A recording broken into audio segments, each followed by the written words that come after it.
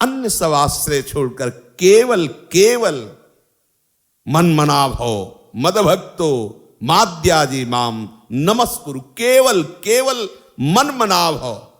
कहे श्री हरिदास तेई जीव विमुख भये जे दूसरी करी डारी, ना मेरे तो गिरधर गोपाल दूसरो न कोई।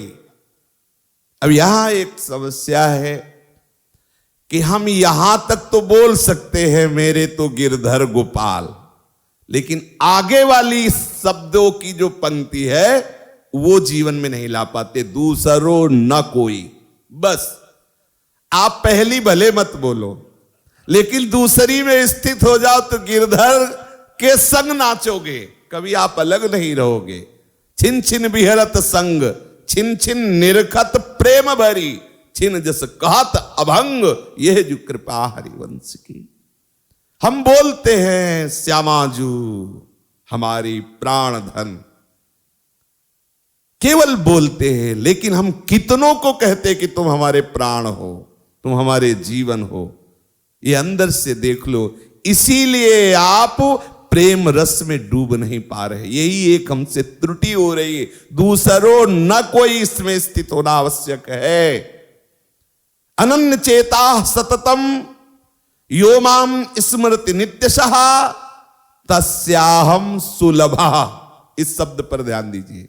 तस्याहम सुलभा पार्थ नित्य युक्तस्य योगिना, उसके लिए मैं सुलभ हूं क्योंकि वो नित्य मेरे में योग किए हुए स्थित है, अन्य आश्रय नहीं। अनन्य चेता सततम, बस खास बातें समाश्रिता ये पद पल्लव लवम महत्पदम पुण्य यशो मुरारे।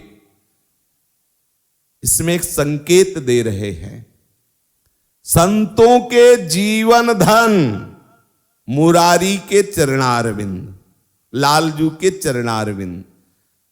तो धनी के पास ही तो धन मिलेगा, ऐसे थोड़ी मिलेगा। तो इशारा भी कर दिया कि संसार समुद्र से पार होने के लिए सुदृढ़ नौका है कृष्ण के चरणारविंद, और ये चरणारविंद संतों के सर्वस्व जीवन धन है। बिना धनी के ये धन मिलने वाला नहीं। मत कीरति गति भूति भलाई, जब जही जतन जहां जय पाई, सो जानो सत्संग प्रभाऊ, लोकहु वेद न आन उपाऊ।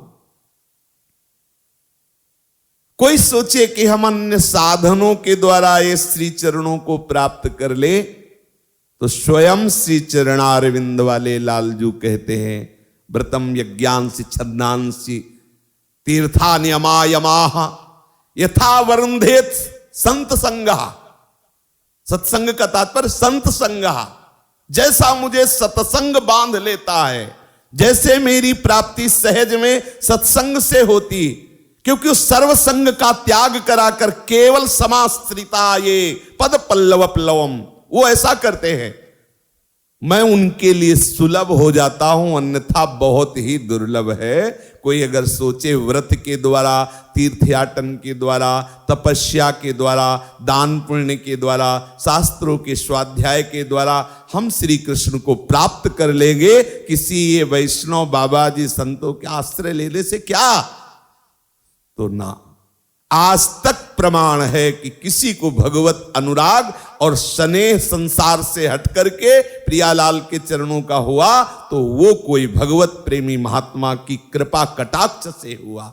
इसीलिए इसमें श्री शुकाचार्य जी एक संकेत करते हैं कि ये चरणारविंद संतों के जीवन सर्वस्व है, जीवन धन है। अब वेलापंथी का टाइम गया है। जो इन चरणों का आश्रय ले लेता है, तो गाय के बछड़े का खुर कितना होता है, गाय का भी नहीं, गाय के बछड़े का खुर। भवाम बुधिर वत्स पदम परम पदम, पदम पदम यद विपदाम न तेषाम।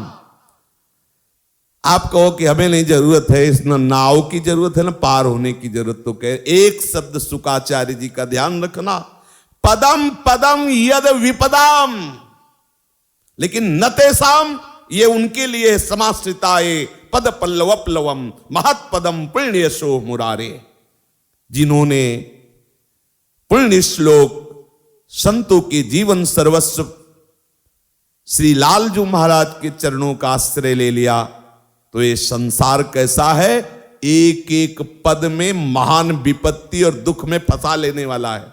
न तेषाम, उन भक्तों को ये विपत्तियां, ये संकट, ये काम क्रोध लोभ मोह मद मत्सर के जाल उन्हें फंसा नहीं सकते, क्योंकि भगवान उनकी रखवाली करते हैं। और सही पूछो तो हर समय प्रभु उनका आलिंगन किए रहते हैं, कभी एक क्षण भी दूर नहीं रहते। ऐसे प्रभु श्री कृष्ण के चरणारविंद का पूर्ण आश्रय उनकी लीला श्रवण से हो जाता है। जब हम उनकी रूप माधुरी, लीला माधुरी, उनकी कृपा दृष्टि की बातें सुनते तो हमारे हृदय में भी लालच लगता है कि ऐसे प्रभु मुझे कब मिलेंगे। अन्य साधन कोई नहीं, केवल भगवत चर्चा सुनने से भगवत प्रेम और भगवत प्राप्ति हुई। ऐसे बहुत से उदाहरण हैं, आप भक्तमाल में पढ़ के देख लीजिए। रत्नावती जी, ब्राह्मण पत्नियां, बहुत से ऐसे महाभागवत है जो केवल भगवत कथा सुनने मात्र से भगवत स्वरूप को प्राप्त हो गए। इसलिए एकाग्रता पूर्वक हम प्रभु की चर्चा सुने।